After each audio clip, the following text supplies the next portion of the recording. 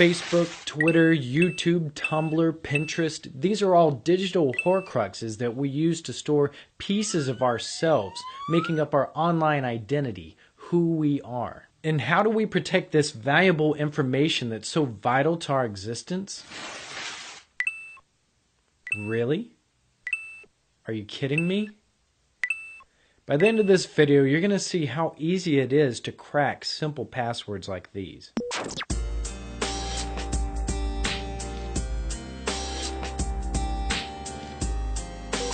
All computer programs and websites that require a password to log in store those credentials in some type of database.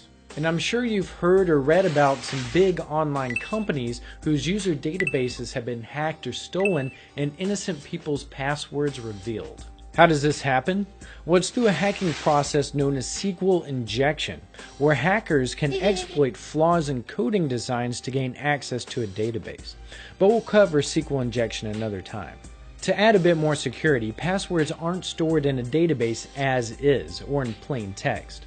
Instead, most programs now use some type of encryption method to convert the password to some type of illegible gibberish, also known as a hash, before storing it. So even if someone breaks into the database, they won't immediately have your password.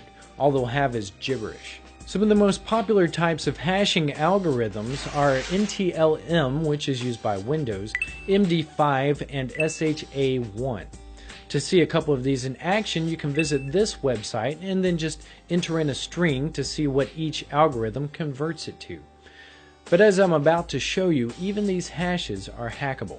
If you're able to get your hands on a password hash through SQL injection or otherwise, then you can use special software to reverse the encryption and find the password. One of the more popular types of password cracking programs is Cain-Enable, which you can download from here. Once it's installed and launched, you'll see tons of different hacking tools, but the one we're going to focus on is under the Cracker tab, which is used for cracking passwords. On the left, you'll see a list of different types of hashing algorithms. Let's select NTLM hashes, for example, which is what Windows uses to encrypt passwords. To import hashed passwords, click on the plus sign and select the first option to import hashes from all the users on your current computer.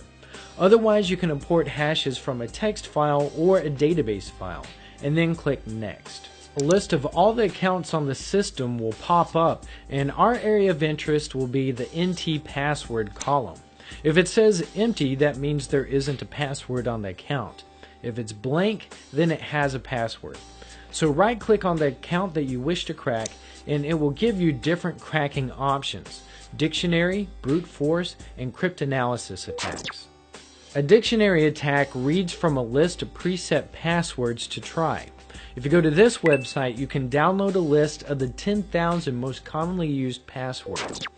And then select the dictionary attack in Cain-Enable, choose NTLM hashes, and then right-click in the dictionary box to add this file to your list. When you click Start, the program will cycle through the list of passwords and convert them to the NTLM hash to see if it matches the hash in the database.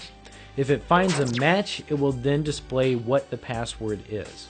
The speed at which this process completes depends on the speed of your computer. The dictionary attack is the fastest way to crack a password, but only if it's in the list. If it's not, the next fastest way is through a method called brute force. Brute force is essentially a method of trying all possible combinations of letters, numbers, and/or symbols and then hashing them until it finds a matching combination. This is where the complexity of your password really pays off. On average, more than half the passwords on the internet are lowercase letters and 6 characters in length. On my i7 laptop with 16 gigabytes of RAM, that only takes 30 seconds to crack.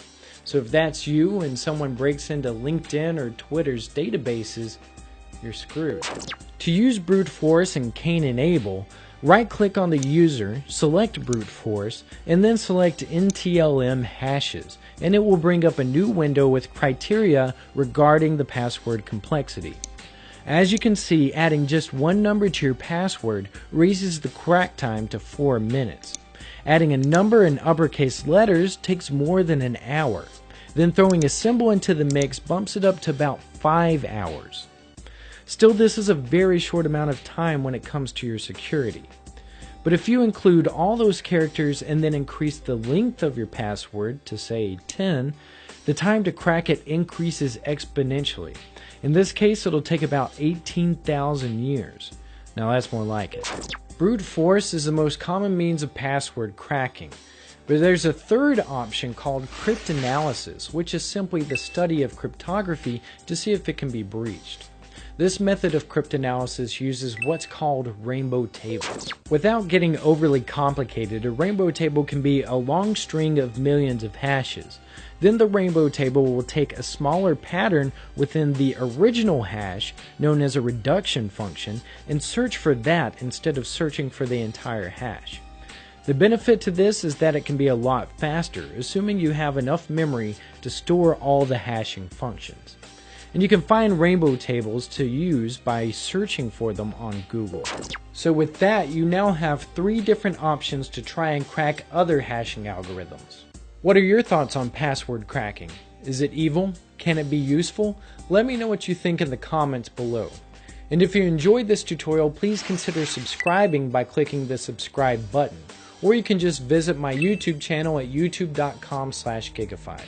Alright, that's it for this tutorial. Until next time, hack some fun into your weekend.